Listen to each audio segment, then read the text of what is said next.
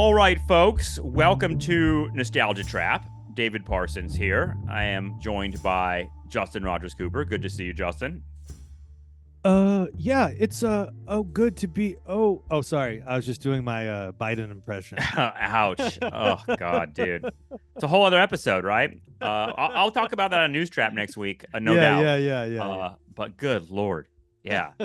I was just on the I was literally just on the phone with my dad about that, about the debate because my dad's sort of been a Biden fan and supporter, but even he was just like, "Good God." My dad's already sending me his like alternative dream tickets. Which are what? Who would they be? Uh My mom says Hakeem Jeffries. I was like, I don't yeah. even really know who that is. Hakeem Jeffries for VP, and then is it Gretchen something from Michigan Yeah. for president? Mm-hmm. Gretchen Dude, Whitmer? they have to introduce those people to the American people pretty That's what I quickly. said. That's what I Because, said. yeah, I mean, I Uh, don't know who they are. But yeah. fuck, I mean, no one knew who Barack Obama was like before those primaries, and then it just Yeah, but he had at least 12 or 18 months as like a yeah, run in. yeah. So we got to shorten that to like a 12-week like maximum ramp. Well, that's what the power of AI. Let's get AI like Yeah. accelerating these campaigns or something. Yeah. Like Chat GBT. Like how can we do this? How do you replace a dying candidate? Yeah. Oh, Okay, well Jesus. let's All let's right. ask him in Yeah. African American English as well. Oh my God. Yeah, that's another thing I got to share. For Yeah, those of yeah, you, for the yeah, yeah. listeners that don't know what we're talking about, like there were some screenshots going around of like people asking the AI chatbot to like answer them in AAVE, which is African American Vernacular English, what used to be called quite clumsily Ebonics in the 90s, if you recall that. But either way, the AI chatbot then like responds in this sort of like minstrel voice that's like, yo, what's up, boy? And you're like, what the fuck? Like, there's something so insane about it. And even like, they asked it to, like, what would you suggest some food? And it like immediately went to like stereotypical, like fried chicken, collard greens, and watermelon. And you're like, is that like, who is programming this? Like, is the robot Oh, racist or it's programmers racist? That's a ask question Sam for, yeah, Altman. ask Sam Altman. Yeah. Mm-hmm. Oh, that was the funniest one because the person put in the chat GPT thing. Sam Altman and everyone involved with Open AI is going to hell. And in AAVE, the chatbot responded, "Whoa, that's you're laying something heavy out there, brother." Sam Altman's doing his best. We're all doing our best. And you're like, dude, how is any Yep. of this fucking real? Yep. Let's Um, let's let's suck yeah. some more water up. Okay, but we're not doing a news trap today. No, we are talking about the band R.E.M., which, strangely enough, is all over the place in the news. I think because they won or were awarded or inducted, I should say, is the right term, inducted into the Songwriters Hall of Fame a couple weeks ago. I listened to Jason Isbell's speech in which he sort of like framed why they were important to him. And I felt like what he said was very close to what all of us would say. He was sort of taking it from the point of view of growing up in the South and feeling like REM provided some sort of model for how to be like a kind of outcasty, queer rock and roll person in the South in sort of that conservative social environment. And I think that in a like kind of cliche internet language, it's like REM taught me that it's okay to be weird. It is like a very sort of standard thing that you would say about them. But Justin, you and I have been kind of texting about REM, and I know you've been reading a lot of different books about this band. But I wonder what Nostalgia Trap listeners think about REM. And we'll open that up to everyone once we post this episode. Would love to hear comments. But for me, personally, and I think for like vaguely my kind of cohort in my generation, REM is sort of an untouchable band in terms of their early work, especially as being just the one of the top American bands ever, but also having a sort of indie uh, authenticity to them that I think is part of the whole secret. They're really important figures one way or the other. And I thought that what we could do, Justin, is sort of take their history, um, which is I think an interesting history in terms of their not only musical output, but their relationship to the business and their sort of place within the wider culture. So let's go. What do you have to say? Where do we start with REM? Well, I kind of agree with, you know, the large number of fans and critics who would say, there's almost no more important band in that genre of music, whatever you want to call it, rock and roll, independent music, indie music, alternative. There's almost no more important band in the last 2 decades of the 20th century. They're up there. They're in the top 5. They're in the top 10. They're in the same conversation as Nirvana, and they're an important band in some ways for all the reasons you mentioned. And then they're also an important band for like the story of their relationship to success. And I think that's something we'll touch on at least in the second half of this episode. But they're an interesting story too, because they kind of mirror a lot of the 80s counterculture, for lack of a better word, and they ascend and peak artistically and also, I guess economically, financially, at the same moment that like Nirvana is hitting. So like Out of Time, Automatic for the People, to a lesser extent Monster. That early 90s REM achieves like incredible success, running parallel to like the grunge movement. And they do so on the back and the strength of acoustic guitars and folk rock. And you could argue it's like the last great folk number one commercial top 40 success. I mean, it's certainly it's very much music of its time while also being timeless. And then the point that I'm making about late REM is from like, I would argue like at least 1997 to today, they continued to produce for the $80 million Warner Brothers contract, and that production fell off a cliff. And it's widely acknowledged that they lost a lot of energy and creativity and spent a lot of years actually making records that were huge flops, and they were able to get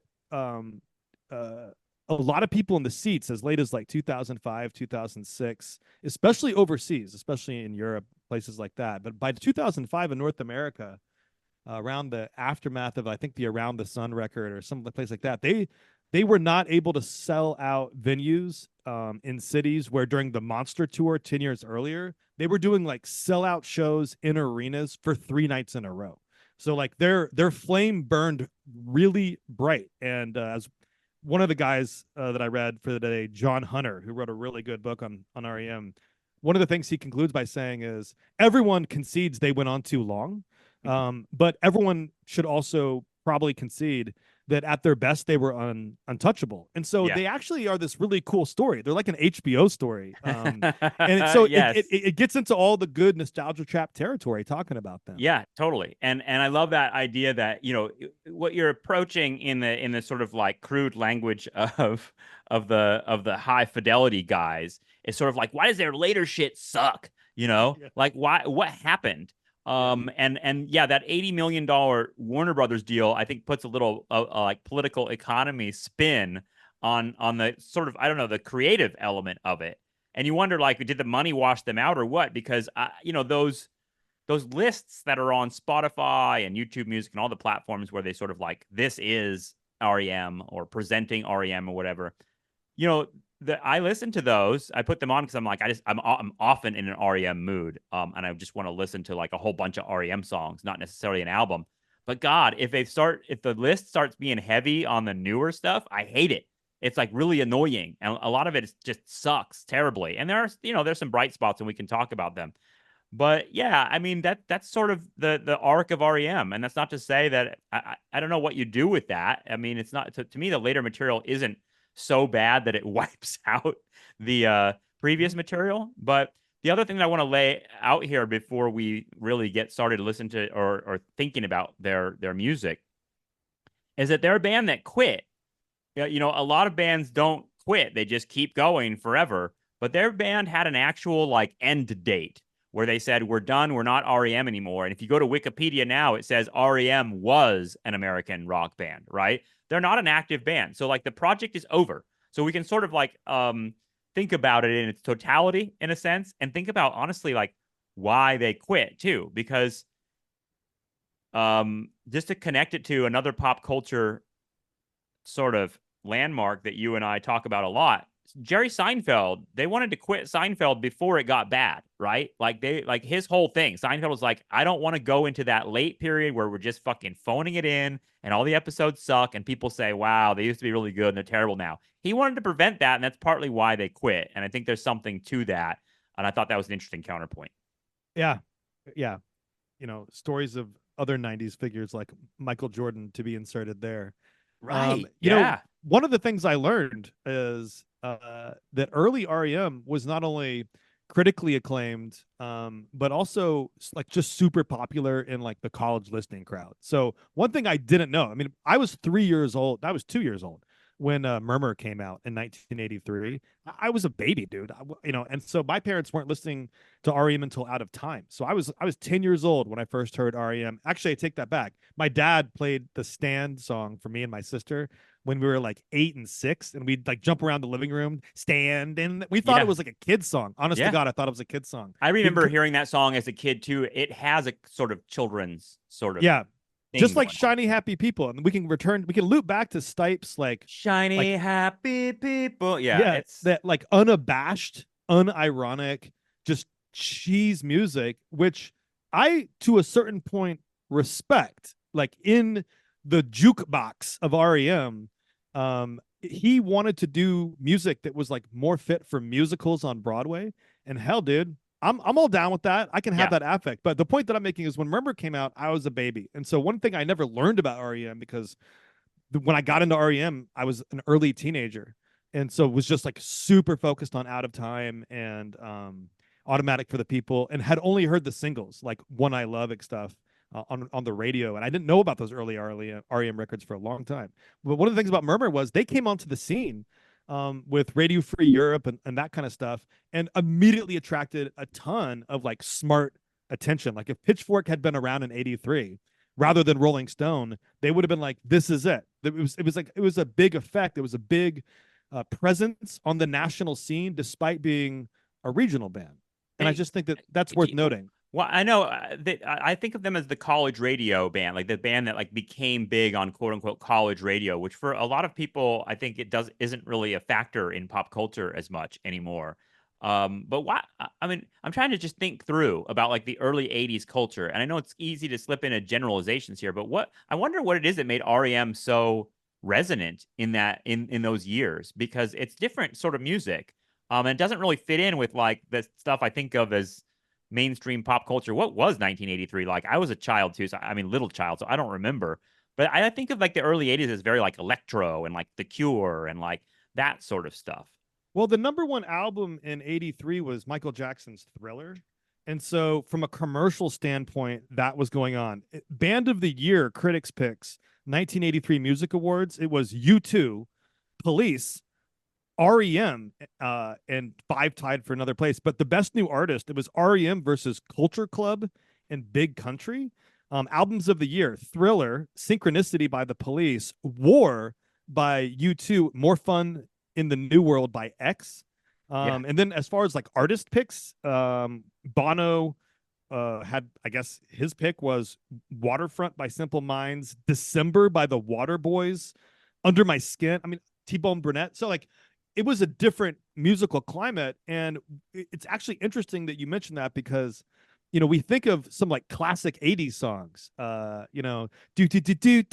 it's like that like synth new wave pop Yes. punk vibe. And like I love listening to 80s music, but they'll never put Radio Free Europe on like an 80s Spotify mix because it doesn't actually sound like 80s music as the stereotype. And I think therein lies the answer to our question that REM was doing something more in a folk rock tradition. Stipe famously did not listen to the Beatles or the Rolling Stones. But Peter Buck did. Peter Buck was the critics' critic of music and related to the critics like as one of their own. It's partly explains the kind of homosocial guy vibe. We love REM college dude bro Yeah. phenomenon of Totally. REM. Yeah.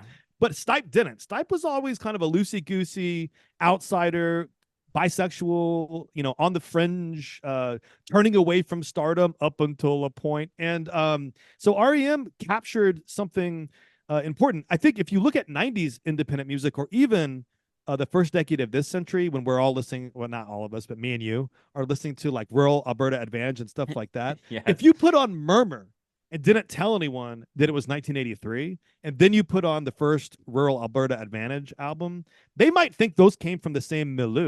And I Yeah. think Right. therein lies something really special, that the traditions that the indie rockers were working in the 21st century, they sound like they're in a direct lineage with the traditions that R.E.M. was working in the early 80s. So they were of the 80s, they were in the 80s but not of it, excuse me. And Yeah. so I think that gets into a little bit of the attraction, because people that were hungry for that like 60s 70s countercultural legacy sound, that jangle jangle guitar, that's something like the Birds, but mixed in with something darker and edgier, something that was maybe borrowing from a kind of some of the darker Springsteen tracks, like a singer songwriter confessional attitude, but with a muted voice, less of the first person, but spit back through the Stooges and some of that like jangle jangle 60s electric acoustic pop sound. You kind of got that with Yeah. REM. Yeah. And especially early on, the sort of poetic element of it, the kind of, I don't know, there's a, it's hard to describe, and I think even Stipe had a hard time describing like what the REM songs were all about. Like they're just like the opaque sort of imagery and lots of Yeah. like pagany, earthy lyrics and just Yeah. non sequiturs and just they're all over the place, especially early on.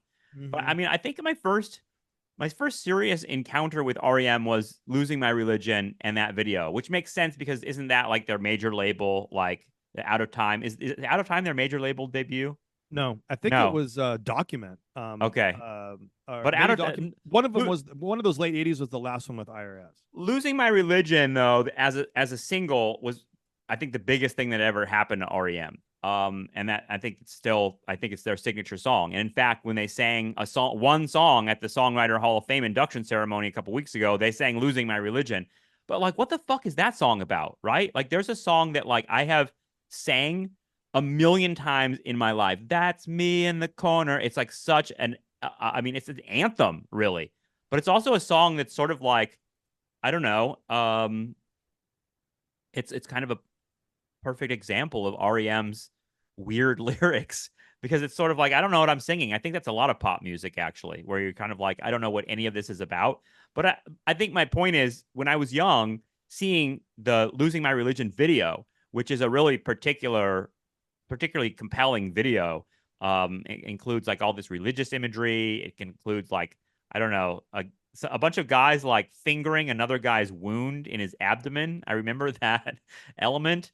But either way, I think that was when I first encountered with some sort of like queer poetry or something like that. And I had no words to put on it because I was 10 years old. But either way, I remember talking to my friends in like fifth or sixth grade about like this is really important music and stuff like that. Like I felt the weight of it before I knew the weight of it, if that makes sense. And I think that REM tapped into whatever you're saying, like counterculture. It's very interesting that it comes on MTV and it comes on like counterculture comes through the channels of like huge corporations. But either way, that vibe maintained. It's a Trojan horse thing we've talked about before. That vibe was there. And by the time I get to high school, I'm noticing that the sort of like cute punky girls that I like in high school, they have REM patches on their backpacks, and their REM is like an entryway into like some sort of counterculture world, even in high school. So it's to me that's an important thing to talk about with REM is how they sustained a sort of vibe. Um, and that vibe, I guess, what we're saying is it sort of gets blunted as you go further along their discography. It's funny you mentioned the female aspect, because REM was the first concert I ever went to, Polaris Amphitheater, spring of I think '95, and outside Columbus.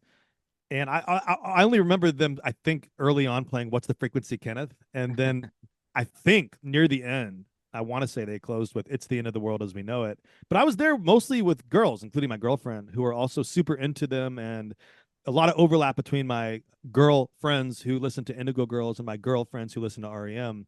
That Hmm. is one thing that distinguishes them from the grunge movement, which found a female audience, but a different kind of female audience, and still felt overwhelmingly male with the moshing close to the stage at the shows. And And the felt like like the growling affect of all those singers, whether it be Eddie Vedder or I don't know. I think about like the guys that followed them, like Creed and Stained and those kind of bands. They had that kind right. of like kind of yeah. It's a very backwards baseball cap kind of crowd. It is, and we can circle back to that because that's something that, like Cobain and Vedder, Stipe and Buck actually spoke a lot to that aspect in the '90s in a very '90s kind of way. I think though that in order to work up to Losing My Religion, which I have a very strong theory about what that song is about. To me, it's quite clear in retrospect, although at the time I had no idea. Oh yeah, of course. Yeah, But I think there's a video where Stipe actually just says this is what it's about. But at the and time actually, when I'm yeah, 10 years old, I'm well, like, what the fuck is this? well, and you know me, like I don't think Stipe knows what he's talking about half the time.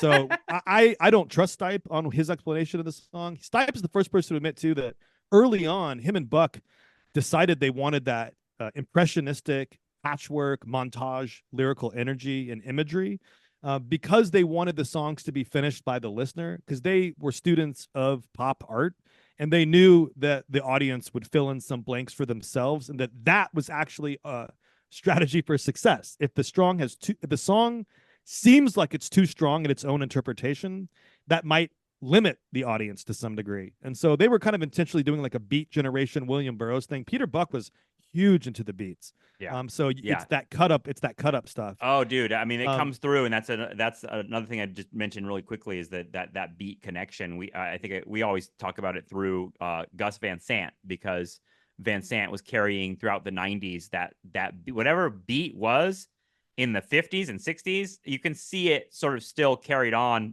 in the '90s, and Cobain is connected to that. I think of Patti Smith as a figure there, and she's connected to R.E.M. directly too. All of those figures, actually, they all seem like they knew they were carrying a certain kind of torch of like the Burroughs Ginsburg thing. Yeah, for better or worse. Well, I mean, one of the other things about R.E.M. too that sets up Out of Time and Losing My Religion and also contrasts sharply with the global sort of restless exile expat thing that they did later in their career is that one of the reasons they were so popular in the early 80s into the mid to late 80s is because that was still an analog era. Vinyl was still around and people were kind of only able to discover like this kind of music in independent record stores. They were on an independent record label. They had independent distribution. They played really small venues, including like pizza parlors and bars, some of which were unfriendly to their style, aesthetic, and affects. They got into screaming fights and people toss shit at them. Point that I'm making is all the early reviews from Rolling Stone, and you can find this in the book, The Rolling Stone Files, the ultimate compendium of interviews, yada, yada, yada, R.E.M. One of the things you see in those early reviews is huge emphasis on the fact that they're a band from Athens, Georgia, that they're part of this Southern rock scene that's like new with the B-52s, etc. But that unlike the B-52s and some of the other bands swirling around that area, R.E.M. was doing something a little bit more creative. And it's two things simultaneous that I think play into their kind of identity going forward. One, the B-52s and all these other bands were sort of straight ahead doing like a different project, whereas the R.E.M. project was a little more dreamy, pun intended, and a little bit more fiercely elusive. You know, they were consciously trying to pull you in and push you away at the same time. But also, quite interestingly, among their other like bands of that era, and don't forget, you know, late 70s, early 80s, punk was still in the air big time. They were kind of looked upon as right away a band with commercial aspirations. So everyone who was into R.E.M., including the hipsters of the early 80s, the college radio rock dudes, they would look at R.E.M. and be like, we kind of like this because it's, you know, for all that Stipe pushes away about the kind of melodic energy of the Beatles, the song has really traditional folk rock structures to it, but they push those structures away from that easiness, that commercialness, with those kind of muted vocals. Stipe is at the back of the production and the lyrics that kind of push you off. And they intentionally try to avoid saying I, me, you, we on a lot of the first records, which has a distancing effect. And so that kind of gives everyone a little bit of what they want. And the band can kind of kind of claim this sort of outsider credibility at the same time. And then the thing that I want to just push forward there is, if you look at a song like "Don't Go Back to Rockville," one of your favorite tracks. Yeah, right. It's really, especially in the music video you sent me, but even on the album recording, it's very clearly kind of like a hillbilly blues country rocker folk song. Like, is And it me, or is Stipe does a little bit of a hillbilly accent in this? There's a little bit of yes, southernness to it. Yeah. which he brings out in the live version even more. And so this captured for some people kind of like 19th century lit style, a kind of regionalism, so that being into REM was not just a way to like consume good music, it was a way to consume a regional, quote unquote, local band. You know, the band comes with knowledge. Oh, have you heard these guys? They're from Athens. And back then in the 80s, with the vinyl culture community, at least from what I read, remember I was a baby, but from what I'm reading here in a lot of books that we do for these shows, being able to be like, these guys are from Oakland, these guys are from Brooklyn, these guys are from Athens, that meant something to people. The fact that you were from a place and that the sound emerged from a particular place and time, that's not YouTube of the 21st century. There was something special about that, and that you found those bands and discovered them, and that they were of a time and place, and that the artifact, the vinyl artifact, represented that too. Yeah, and what you're describing is cool. There's a coolness, a hipness, like that's what REM is able to sustain for a very long time, is a sort of sense that they are the edge, they are cool. This is from Athens, Georgia. It's very similar to the feeling I felt. It's funny to think now, but reading about Williamsburg, Brooklyn, like I had no idea where this place was when I was reading about it in Spin magazine, and they were talking about like the yeah yeah yeahs and like these bands with this very particular sound. And I swear to God, like Amoeba Records in Los Angeles, where I was shopping at the time, had like a Williamsburg section where you'd get the CD at the time, the CDs. Oh my And God. it's so funny now because Williamsburg is like this like really, I mean, it's a place where rich people live. It's the same arc that happened to Soho, where it was like this dilapidated industrial shit neighborhood that like artists start showing up at, and all of a sudden there's a buzz. It's the arc of REM, honestly. Yes. Like REM is Williamsburg. Well, and here's an even flatter way to put it. REM sucks at the end because they got gentrified. Right. And what makes it even crazier is they gentrified themselves. Yeah. And I think they invited the Whole Foods in themselves. yeah. And so when you think about that, I have so much delicious evidence for that that I can't wait to share with you in a minute. Okay. But the idea of gentrifying yourself is something that often doesn't get discussed enough. I think we've danced around it in any number of these shows on music and culture. But we often think of gentrification as a problem for the people who are displaced. But if you go back to Baldwin's, like some of his famous criticisms of white supremacy and racism, is that racism harms equally white people and black people. This is in Baldwin's Jim Crow instantiation. So he's thinking in white and black terms. But he's like, some of the people most harmed in a white supremacist society are the white people. Yeah. Because privilege and the fantasy that attaches itself to whiteness severely, I don't mean this in the mental disability way, I mean this in the slow thinking way, slowness way. I'll put it this way. It severely diminishes people's capacity for self-awareness. They believe in their own superiority when they shouldn't. And it produces a culture where people are ready to criticize the wrong people and ready to like accept the people in power who really shouldn't be in power, because they're only in power based on skin color, not on meritocracy. So there's something about gentrifying yourself that even when you remove it from Baldwin's racial sense, you can see that there's harm that is done to the gentrifier as well as to the gentrified, if that makes sense. Yeah. And I just saw one of those Instagram Buddhist videos coming through telling me to meditate. I swear the world is the universe is trying to tell me something. But the guy was talking about, like, if you're angry at someone, like, if they're gone, you like for something they did to you, you're angry at someone that did something to you, like you're the one that's hurting. You're carrying that. And he was talking about forgiveness as like a gift to yourself. And it reminds me of the Baldwin point a little bit, is the toxicity that you put in yourself, that white people are suffering from too.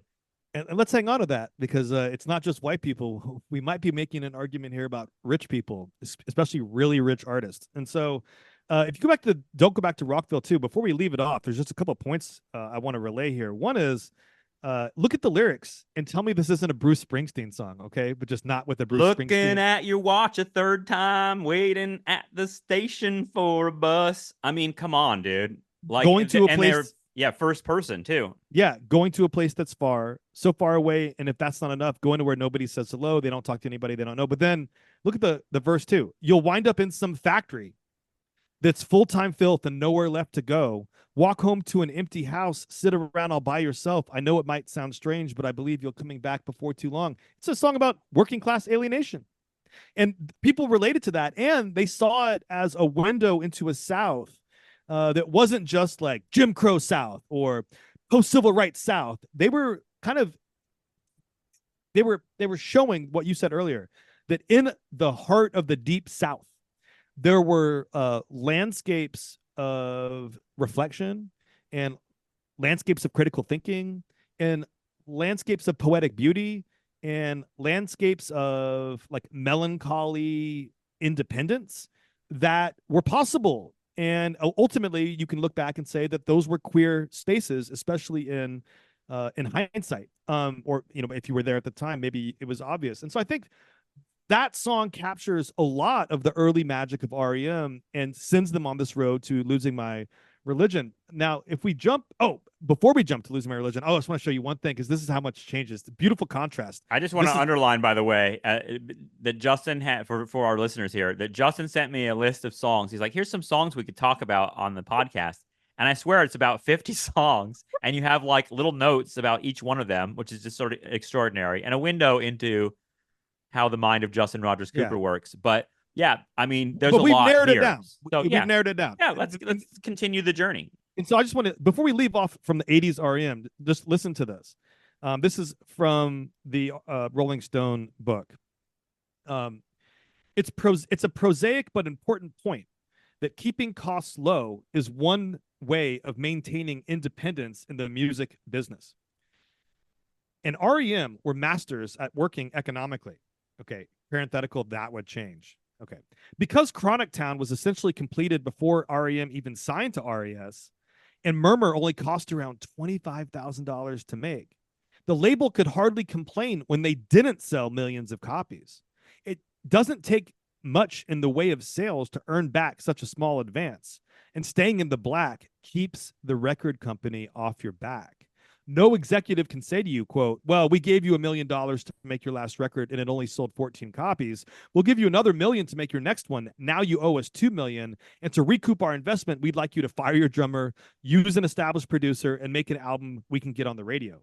So I just want to note that there's a material circumstance and choices they made that allowed them to create the kind of music that they wanted to create at that time and in that place. And that was part of the excerpt from Anthony DeCurtis's introduction to this book. That's great. I just think the economics of how the music was produced and how that led to a certain artistic freedom, I think is vital. Now, if you go to the Out of Time record, and maybe we can talk a lot about why it's successful or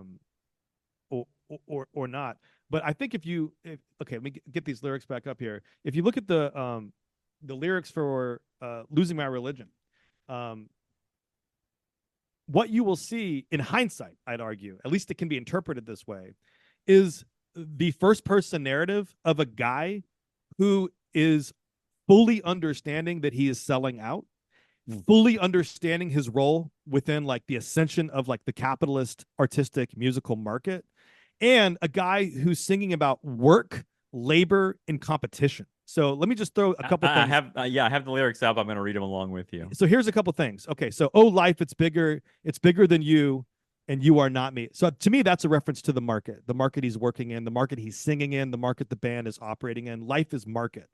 The lengths that I will go to, the distance in your eyes, meaning as I achieve my success, we're going to actually come apart. And he's actually saying that to the audience, like he's saying to me, Justin, who's been following since the 80s, you're not me. I'm willing to do what it takes to like achieve profound artistic and commercial success, and it's going to alienate some of you from me. And then he says, oh no, I've said too much. I set it up. And then it's like, whoa, you're revealing a lot for a guy who's famously reclusive.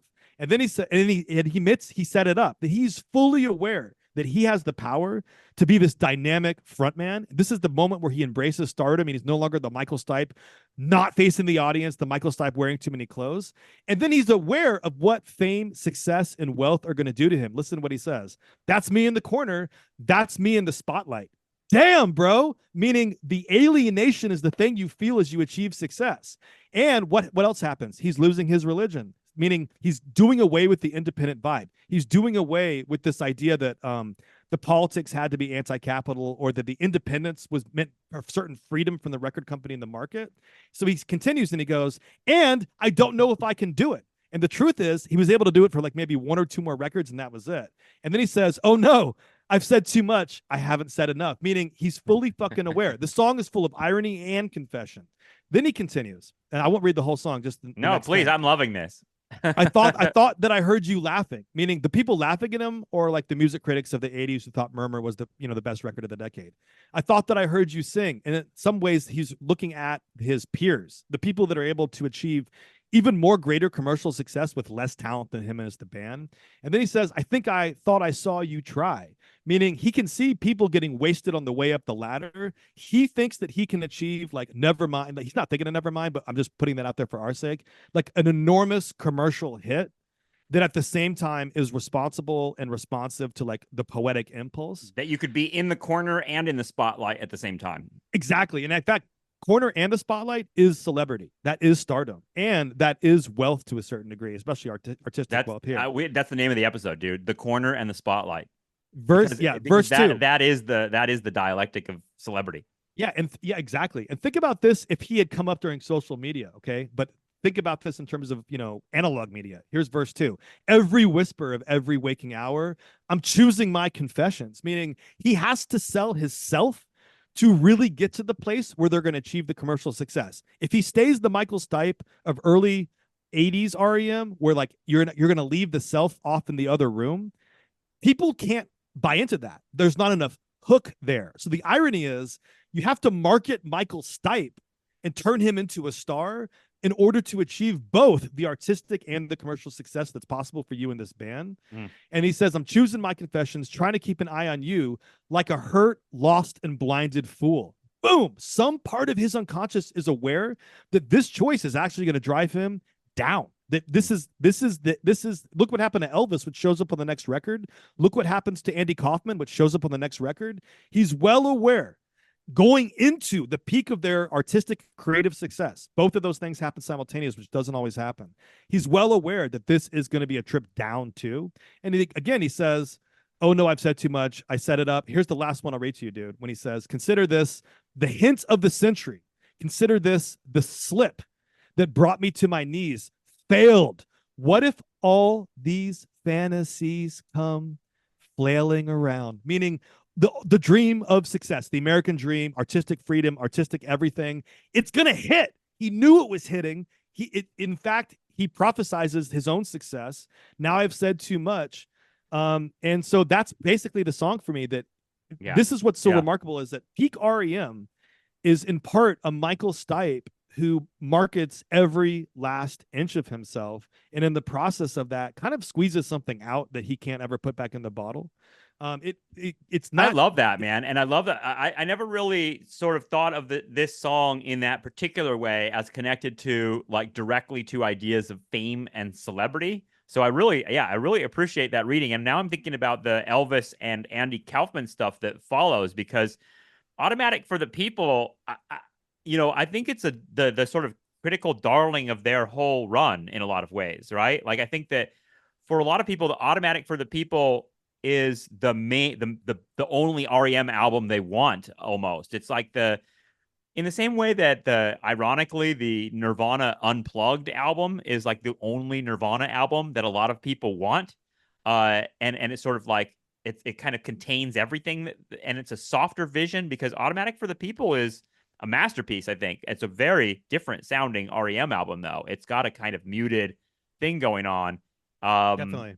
Yeah. But either way, I wonder about your thoughts on Andy Kaufman and what else you're going to share here, because the Kaufman thing now in that context of how you read Losing My Religion, I'm thinking about Andy Kaufman as a model for, because it seems like that song "Man on the Moon" is like a sort of like worship of what Andy's project was about in some ways, while it's considering the sort of dynamism of it.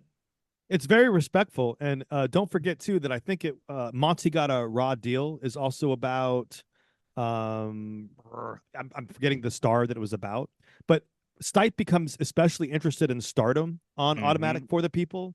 And what's interesting about Kaufman is that in many ways, Stipe is a version of Kaufman. Not there's an overlap. It's not quite parallel. It's far from twins. But the point that I'm making is Kaufman was able to achieve stardom where you were never quite sure that you knew the person. And I think Stipe to this day, at least for me, is elusive. So that even when he achieved like blazing stardom, like Michael Stipe in the mid 90s was as big as Bono, Kurt Cobain, everybody. And yet you never really sensed that you knew him. And, there were rumors swirling about his health and sexuality. Those are the kind of rumors that would not swirl around people that were like more in the open. When you And say health, did people think he had AIDS? Was that yeah, part of it? Right? yeah, It yeah, was, right? I remember this. yeah. And he gave a lot of interviews later about why he didn't come out and admit that he didn't have AIDS right away. And he's Fucking weird. God. it's actually an interesting politics if you read those interviews. I'm already afraid we're going to run out of time with all the juice I got to share with you. So Okay, let's get to the I'll juice. yeah, I'll just point to that. But one thing I want to say about Out of Time and Automatic for the People, this moment of ascension of losing my religion, meaning losing. Honestly, dude, it's some part of it is losing my alternative, losing my independence. That's to me, that's how I'm reading that. Religion Losing my being indie rock cred. yeah, yeah, exactly. This is when the frat boys started showing up the shows. By the way, they started showing up with One I Love, and then they really were making up a lot of the audience by the mid '90s, and meaning a lot, not most, but a lot. Okay, so here's what Stipe says. He's in a meeting in Athens, Georgia, in 1991, and he's always been a pretty political guy, and I would say for most of their career, they're kind of like liberals, left liberals. You know what I mean? Like Stipe campaigned for Dukakis. Stipe made statements for John Kerry. In both of those elections, he kind of presented himself as anti-Bush, Bush 1 and Bush 2. But that's kind of where they were. They're kind of like Michael Moore liberals. And I think that kind of comes back later in terms of my assessment of the politics and the art. Hey, it could be worse, right? Yeah, I agree. Could be worse. Okay, actually, it gets worse. Actually, David. So here, and he's in this meeting, and again, this is analog days, and through the proceeding, Stipe noticed that a friend at the meeting was staring at him and waving her finger jubilantly, saying, number one, R.E.M's number one. Like Out of Time went to number one on the Billboard charts. Listen to this. This is Stipe. I sat in the meeting for 2.5 hours, and I thought, wow, I'm being pretty calm about this. Stipe says of the news that Out of Time had become the band's first album to top the Billboard charts. Quote, and then I got outside City Hall and just screamed and jumped up and down and burst into tears and ran around the block. I'd walked out of the meeting early, so there weren't too many people wondering what on earth was wrong. That tells a lot about Stipe losing my religion in this early 90s moment. Like, number one, it's not just that he's celebrating, he's by himself. He leaves a meeting at City Hall, which is about preserving historic buildings around Athens, and weeps outside on the sidewalk and then just breaks into a sprint. Number one, baby. So I think that when you really care about the competition, when you really care about the market, you have those kind of feelings. It's a feeling of validation.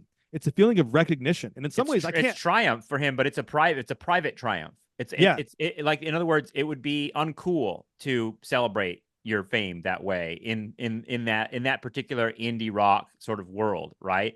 Like, it'd be really weird to see Julian Casablancas when the Strokes go number one. Like, yes, yes, yes. And you're sort of like, what? Like that? You're supposed to be like this detached hipster guy that doesn't give a fuck about anything. That's why we like you. It's weird to think you're invested in how many fucking records you're selling, but obviously they must be.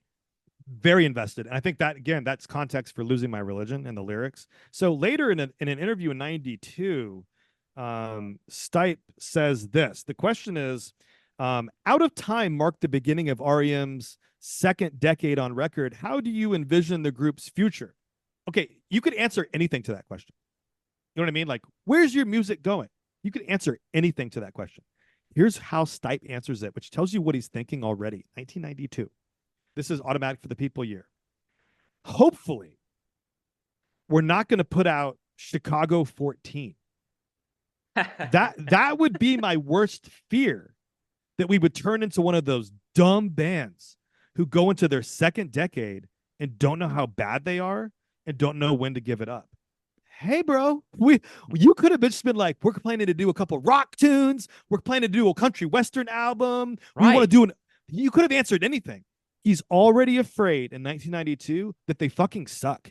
And that anxiety is really important. You're right. That's such a great point, Justin, because it's so much about image. Like, that's his answer. Like, I think a lot of people would have been like, well, I'm just grateful to make art and who knows where it's all going. I just want to be able to have my shit out there. Like something like that. Like, you could say anything, but the response is, I hope I don't become cringe.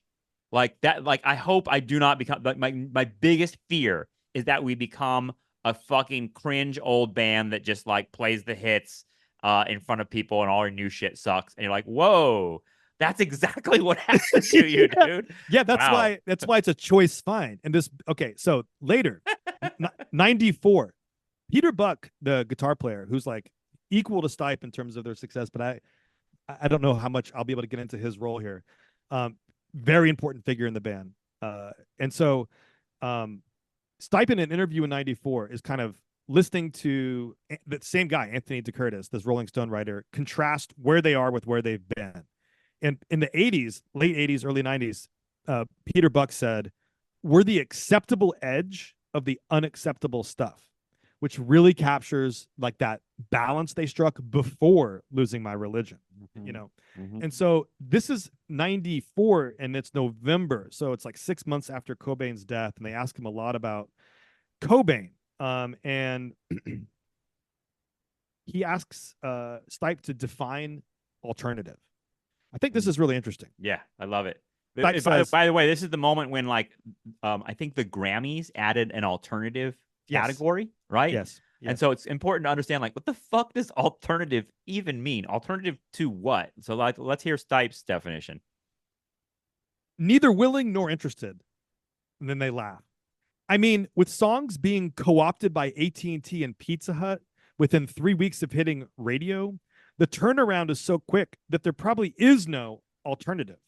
What is alternative is probably something that's very slippery and not really covered in the media. I'm not sure we're even aware of it. Now, to me, this is an important line because Stipe doesn't know what the fuck he's talking about. He thinks he's speaking for everybody. He's speaking for himself. So Stipe is saying there is no alternative. And then he says, we live in an age where music becomes commercially co-opted very quickly. That's the market, baby. There's no alternative to that. So in a weird way, it looks at that selling out dialogue or debate from both ways and kind of points ahead to the future of like everything is co-opted now, Californication, etc. And then he's asked, isn't it possible that alternative is less a style of music than a way of going about things, which is like typical liberal bullshit to me. Because it's always like, what is the alternative to the market? That's what I hear them saying. And they can't say like, actually, like a socialism of values might produce a different kind of art. They can't say that. They're stuck within the market mindset. So Stipe says, yeah, I'd go for that. It's more attitude. But I would also say that the term has been co-opted by the music and entertainment industry, that it doesn't mean anything anymore. It's just another way of labeling a group of, say, musicians or filmmakers or what have you. Models. I mean, we now have alternative models. What the fuck? It means nothing now. Last thing. DeCurtis asks him, there's an older generation of artists that you've talked about a lot. The Velvet Underground, Patti Smith, Iggy Pop. What qualities of theirs inspired you? Stipe says, passion, I think. They had their thing. And for whatever reason, they were secure enough in it that they just went forward. Damn the consequences. By not listening to whatever the word of the day was or the sound of the day, these people forged their own paths and became, for that reason, incredible influences. Maybe in the case of the Velvets, 10 years later or 15 years later, not even in their own time. I'm just going to stop there. That's bullshit to me. Bullshit answer. Bullshit questions. They're just bullshitting. You know what I mean? Like, hey, Iggy Pop. No, how about this? Patti Smith. What makes her great? You could have answered that question a million ways. She's a pretty fucking talented person. She's a real artist because of where she does with her content, her style. And he's just like, fucking, it's attitude, baby. It's passion. What the fuck? The emptiness and vagueness of his ideas about what makes art successful coming down to affect, to me, is a sign of things to come. That's great. Yeah, the Patti Smith thing is so important. I mean, I may have told you about her, but I had a student at NYU many years ago. One of the only semesters I taught at NYU, we read the book Just Kids, the Patti Smith memoir, which is entirely really a story of poverty, and a story of a woman sort of moving to New York City in the 1970s, and the art scene there. It's a lot more than just Patti Smith's affect. And that student that read that book, the only reason I bring her up is because she told me reading that book changed her life. She left NYU, moved to France, and became like an independent musician in France because she was inspired by that. There's a lot that he could have said about gender there. I mean, there's a lot about he could have said anything. You're right. I mean, there's to me the conversation that you're talking about of like defining what is alternative, it's going to lead you down that sort of road to saying something really stupid. But like it was happening in the 90s around indie movies, if you remember, like the independent movies. Like, what is an independent movie? And after a while, when you had like Miramax and like the Weinstein brothers, like owning these big fucking studios, putting out quote unquote independent movies, making billions of dollars, you're sort of like, what the fuck is indie? Like this, like, and they're like, well, that it's actually not about the mode of production at all, because I thought independent meant like we're just making it outside, like we're doing it DIY guerrilla style. No, it's not that. Indie is just a vibe, man. Like indie's just like means we have like a lot of cursing in our movie, or like we're just fucking cool.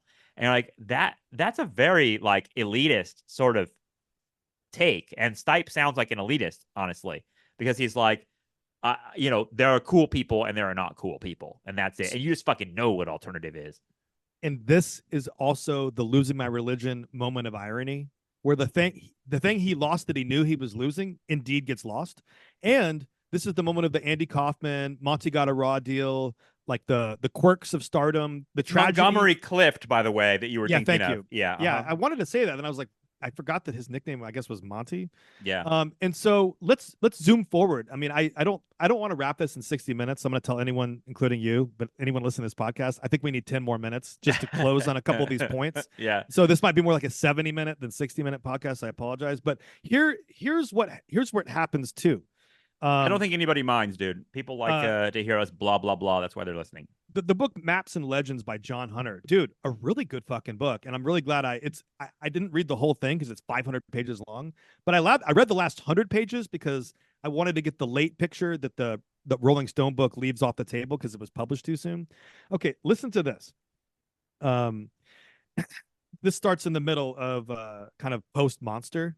Okay, and this gives you a mindset of what happens to people as they become successful if they lose their religion, so to speak. To a friendly critic such as Anthony DeCurtis, like ironically the guy we've been talking about, Buck could safely proclaim of the mediocre monster. Again, this is John Hunter throwing some stuff in here. Quote, the criticism you could make of criticism is that established favorites get more latitude in making not good records. That hasn't happened to us yet because we don't have any bad records. That's Peter Buck. Okay. Around the same time to Greg Kot, Buck mused, quote, when is the time when you don't know that you don't get it? Mom and dad know they don't get it. I do think I get it. I still go see new bands. But there will come a time in the next 5 to 10 years that this whole world is going to go by and we'll all be going, what the fuck? We'll be like Paul Simon looking at the Sex Pistols. Okay, Ouch. so some degree of self-knowledge and at the same time. And here's where this goes. I fucking love this, dude. A decade later, much as he had foreseen, Buck didn't know that he didn't get it. Although he would later disavow R.E.M's unlucky 13th album, during the recording of Around the Sun, he fell back upon the same played out, we've reached a new plateau, platitudes his younger self had mocked. To Mojo's Keith Cameron, Buck boasted, if we quit today, we'd have half of the greatest record we've ever made. R.E.M's new material was, quote, primitive and howling, added Michael Stipe, who likewise teased that R.E.M. were making their masterpiece. Quote, there's a strong feeling that the next record will be as good as anything we've ever done, end quote. Shortly after the album's release, Buck doubled down on this delusion. Quote, we all feel really strongly about Around the Sun. He insisted to Alan Scully of the Provo, They're talking Utah. about Around the Sun? Holy Yeah. shit. Wow. Daily Herald. Quote, and to go out on a limb, I think it's as good a group of songs as we've ever done. I mean, to me, everyone would say Automatic for the People is our best record. And I think the songwriting on this is equally as good, if not in some ways a little stronger. And just one more line. This one's so juiced for what we talked about earlier and for you, David. For once, however, most critics didn't simply swallow Buck's bullshit whole. Quote, don't go back to Rockville, implored Mojo's 2-star review. Quote, R.E.M's latest likely to put you to sleep, lamented the Lincoln, Nebraska Journal star. Quote, this album is so downbeat, it makes Coldplay sound like Missy Elliott, observed the Boston Globes. Quote, that's good. 10 years ago, it was impossible to think of R.E.M. as growing irrelevant, concluded yet another critical pan. Quote, now it is teetering dangerously close to that status. So I'll end that part there, but that shows you how diluted they all became, and which raises questions about like, why did they believe in their own material to that degree? Why, like, they weren't putting out shitty records and being like, dude, we're just fucking doing it for the money. We're doing it to fulfill the contract. They were insisting it was better than their peak shit. But is that like Gavin Newsom insisting that Joe Biden is a great candidate for president just because he's a robot and he has to say that? Like he's got the fucking the gun of money to his head. It's, well, money and power. But I guess that's the thing about losing your religion is that, as I tell my students all the time, the most dangerous person, this is from Baldwin, the most dangerous person is the person who lies to themselves, not the person who lies to you. The person who's lying to you is gaslighting you, and you can figure it out. The person who's lying to themselves will crash a car into the wall with you in the passenger seat, and you'll both die. When someone's manipulating you, they're exploiting you, they're trying to squeeze you out, and they're going to walk away with more, and you're going to walk away with less. That's the intent. When someone's lying to themselves, they fucking crash and burn, and it's half suicidal, and you're just along for the fucking ride. And I said to them, in both cases, there's one way you can distinguish any kind of liar, one who's gaslighting you or one who's lying to themselves, and that is to compare their acts with their words. The larger the gap between what they say and what they do, if you're thinking for yourself, the more you'll be able to figure out what the fuck is wrong with this person. Anyway, so that's a study of that. Yeah, that's a study of literary character. Now, I want to do a couple more things here in terms of losing my religion. One is, dude, as you often said to me, Bill Berry leaves in 97. He has the aneurysm. He wants to be with his family. The energy's no longer there.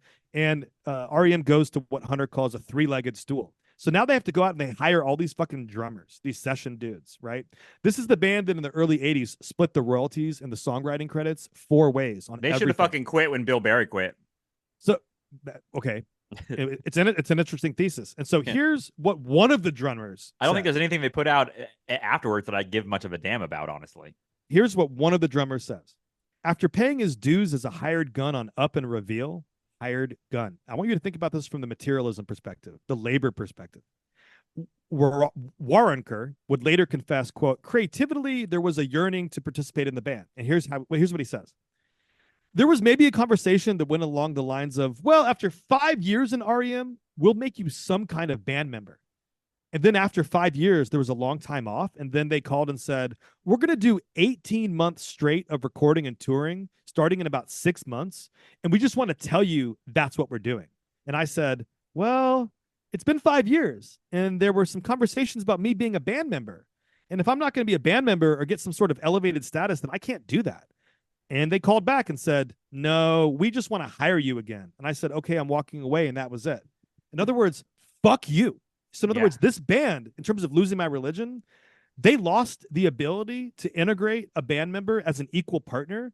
They have these mercenary relationship. Like the drummer, the guy in the fucking band is a hourly wage worker. Independent contractor, dude. Yeah. They Ubered their own band.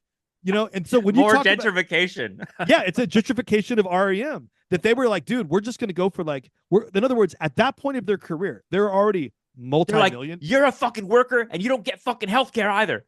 and you're never going to be a member of the band. Like, what the fuck? Yeah. And so they're saying to this guy, we're not rich enough and we're not going to let you in. They're also saying to him, who we are as musicians, we're so fucking smart.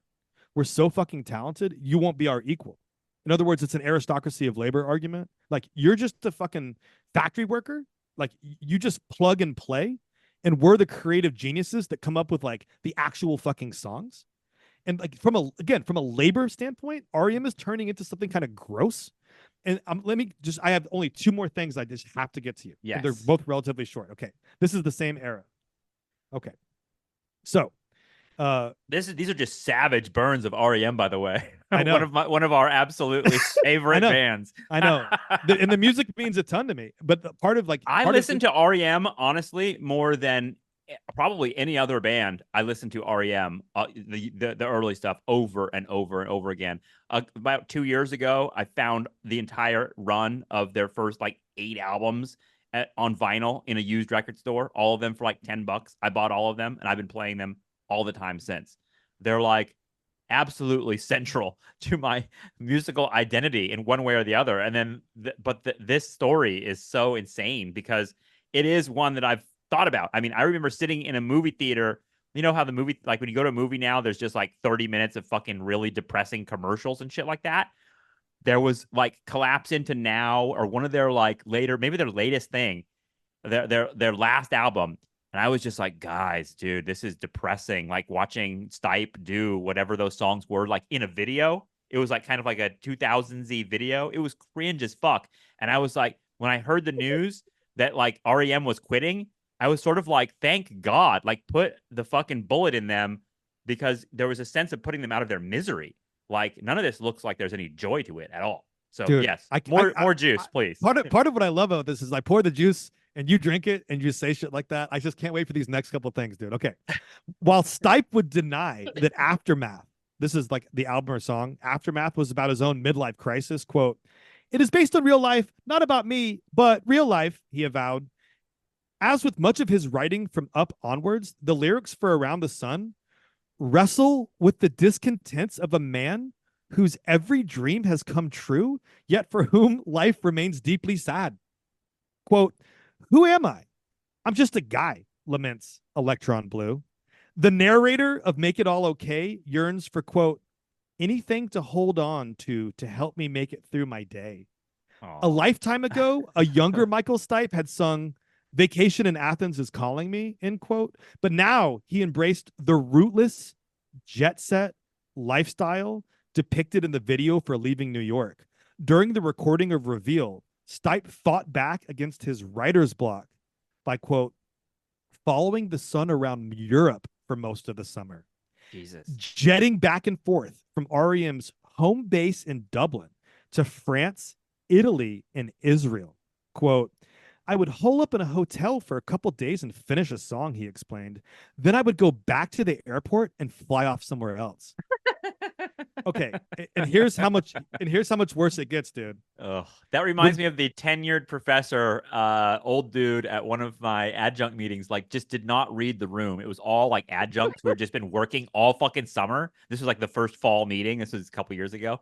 And it's just all fucking adjuncts that have been working all summer. Let's go around the room and say what we did. And everyone's like, "Oh, I had fucking 4 classes and I didn't go anywhere." This guy was like, "Oh, well, I spent my summer sort of walking around Europe and catching up on some classic literature."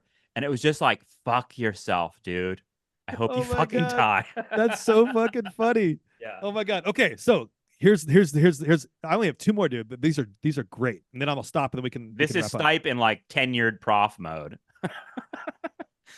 Kind of is. While Peter Buck retreated into his own private world on the West Coast, Michael Stipe threw himself into the social whirl of New York City, where he had once arrived at Athens' vegetarian hangout, The Grit, with a flock of adoring townie girls dressed in black in tow. Stipe and his gay male entourage now turned up at New York City's trendy bistro Otto 40 minutes after its kitchen closed at midnight, where, after the kitchen was reopened for him, his party ran up a $2,000 check, comped as all of Stipe's meals at Otto were, and left at 5 a.m. leaving no tip for the waitress despite having eaten for free. Holy shit, man. When he was a young man, Stipe had stormed out of his dead-end job washing dishes at an Athens steakhouse. Now, line cooks in New York City were pressed into 16-hour workdays to satisfy his whims. That is fucking brutal, dude. Okay, Jesus Lord. and here's the Person last who one. wrote that is just like the person who wrote that is just like, I have the worst story to tell about Michael Stipe. Dude, this is how bad it gets. Okay. Yeah. So, you might know this. I didn't know this, but Michael Stipe in this era 20 years ago was best friends with Mario Batali, who is the Me Too restaurant owner. And he who owned Otto. Yeah, who Yeah. owned Otto and the Spotting Pig, where I actually know people that were harassed and got settled with. A lot of that came out during the Me Too era. Stipe was best friends with Batali. So just Gross. I'm gonna let that linger for a second, and there's a lot of shit about them being best friends. Okay, so listen, this tells you what happened to gentrified artist. Before Batali's fall from grace, he and Stipe owned a stake in the Spotted Pig, another hotspot for New York's beautiful people. Quote, Michael Stipe likes people knowing he's an investor, boasted the Spotted Pig's majority owner, Ken Friedman, for a 2014 Bon Appetit puff piece. Stipe likely would now prefer for people to forget he was ever an investor, as in 2020, the Spotted Pig was forced to close due to allegations of sexual assault against Friedman and several famous customers from the restaurant's celebrity clientele. In 2005, the same year he and Stipe appeared together on Iconoclasts, Mario Batali allegedly assaulted a woman in the Spotted Pig's third floor rape room.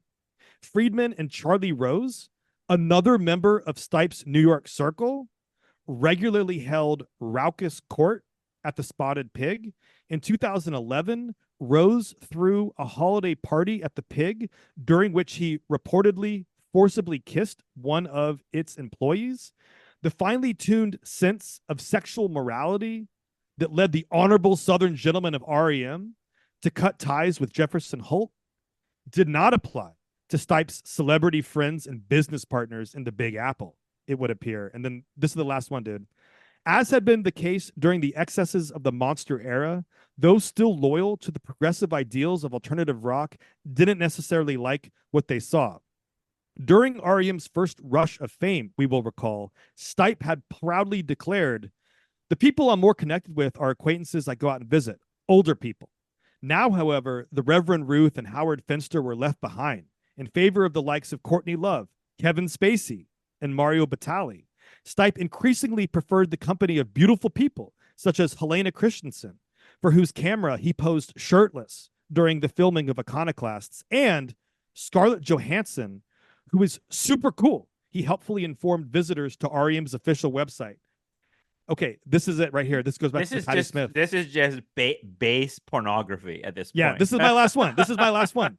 Upon the release of On the Road Again, yet another self-congratulatory reality show built around Stipe and Batali's odd couple act, Andrew Goldman of the New York Times gently confronted Stipe, quote, as a teenager, Patti Smith and the New York punk movement inspired you. It was jarring when I turned on the TV and saw you driving a Bentley around the Spanish countryside with Gwyneth Paltrow and Mario Batali, to which Stipe fired back, what do you mean? Gwyneth Paltrow and Mario are the most punk rock people I know. Are you kidding? Wow. You sell yourself the biggest lies, don't you? Losing my religion. Religion lost, motherfucker. Gwyneth Paltrow and Mario Batali are just models of punk. What an asshole. You know what I mean? Like, what an asshole. Incredibly rich people who are, one of them who is more or less like close to a rapist, who spend their time just making billions of dollars, traveling around Europe, acting like shitheads. That's punk rock, man. Sounds like you don't know what punk is. It sounds like you lost your way somewhere. So I didn't know all that stuff, Justin. That's some fucking hot juice, ugly celebrity gossip. But, you know, it fits in the thesis, and it doesn't really change my whole attitude towards the arc, which is the arc. You kind of had that sense, right? Like all of those stories you just shared sort of just confirmed like the underlying suspicion that like something broke, something happened, and you've definitely lost the mojo of, again, something that I think is, it's weird because it's funny how he said like, oh, alternative or indie is undefinable. It's just something cool. It's just like just being hip and cool.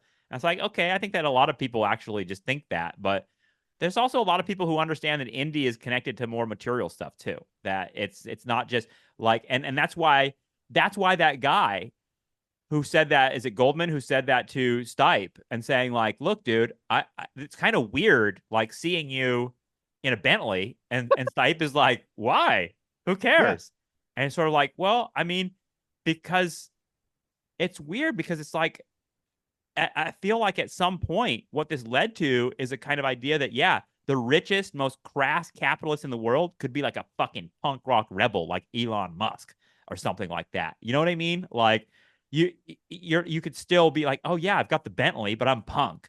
I'm somehow subversive. I mean, that's like Trump shit too. Like Trump is just like a rich capitalist pimp, just like any other figure we've seen in American history. But somehow he's got like this charge, like he's cool, or subversive, and like that works. That just like that literally works.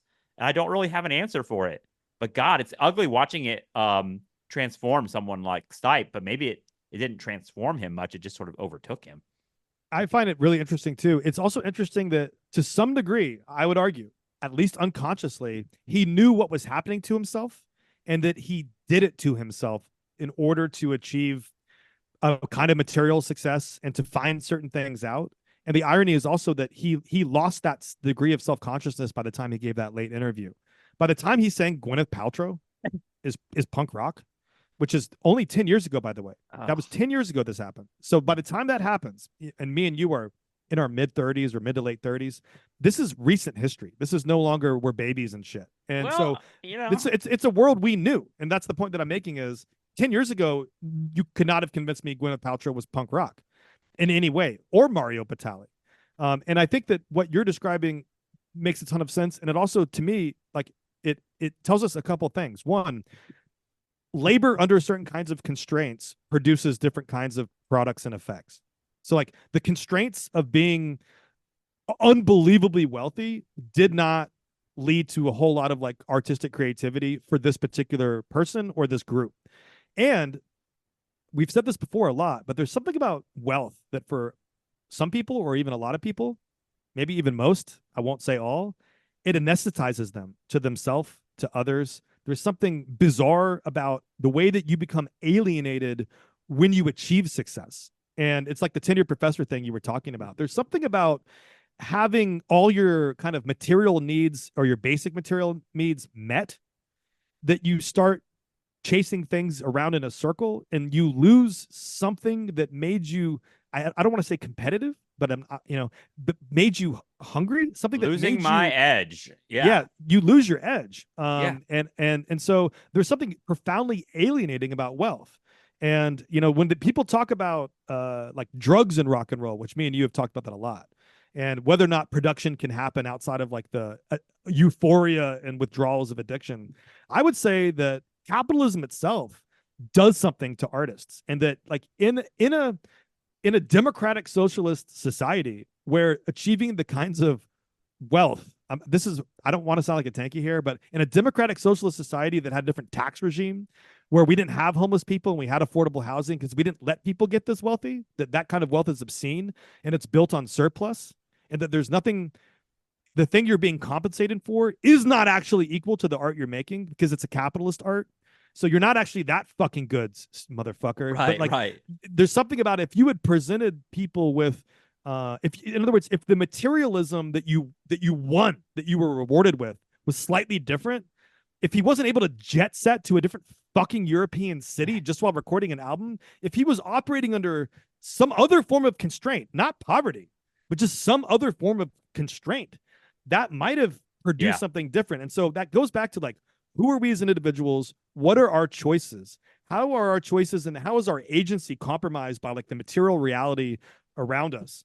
I think R.E.M. is a band and a story that invites us to speculate much further about those questions. And there's room for a lot more conversation there. Yeah, I agree, and I think that you and I will continue thinking about music a little bit because I know that I just went down the rabbit hole of reading the history of Pitchfork Media, which started in 1996. A guy in high school, a dude in high school created it. That arc actually has a lot to do with what we talked about today, which is sort of like how, I mean, it's sort of like capitalism ruined REM, but REM took the poison of capitalism, right? Like they sort of like there's a symbiotic relationship there. Part of me is like, I'm glad that Michael Stipe is able to smile now and enjoy the money because he fucking gave up his artistic credibility for it. And so it's like I'm glad that you're not just still playing the sad guy.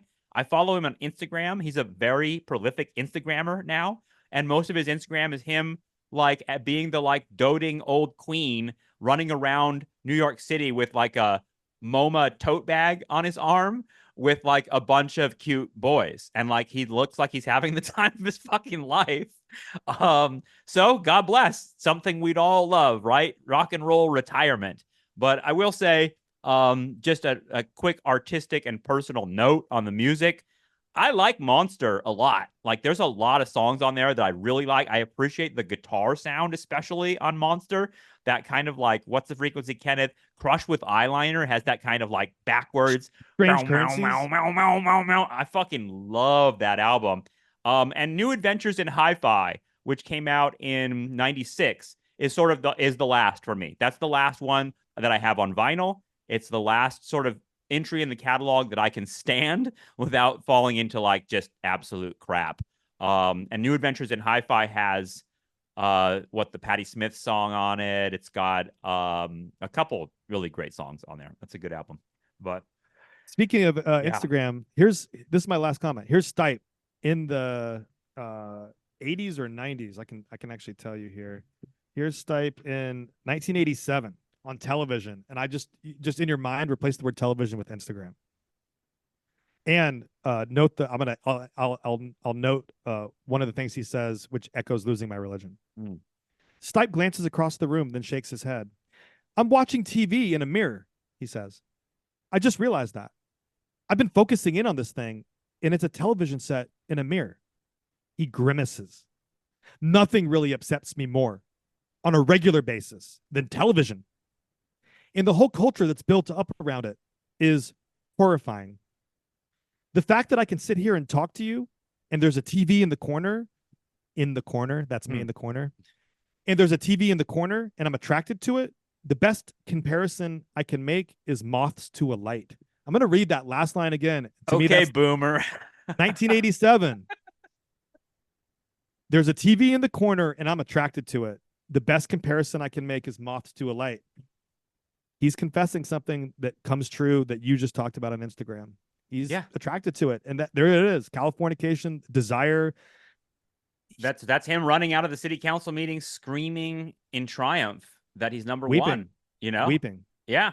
And again, you know, that's what they went for, you know? Yeah. Like, I mean, I'm not, it's like, congratulations in some respects. Like they to won. me, it's like there's nothing wrong with being happy with your success there. It's more just like that kind of like how it contradicts his pose, if that makes sense, right? God, this is a good conversation. Andy Kaufman in the wrestling match. Yeah, I know. Well, I mean, isn't Andy Kaufman? I mean, you and I talked about we should do a Kaufman show at some point because he really like invented the sort of culture jamming thing in a lot of ways in terms of that particular sort of meta play. But it's also like there's also something weird, but the fact that like in the 90s, all these artists were loving Andy Kaufman. Like I only found out about Andy Kaufman because of people like R.E.M. singing about him. And so then Jim Carrey. Right.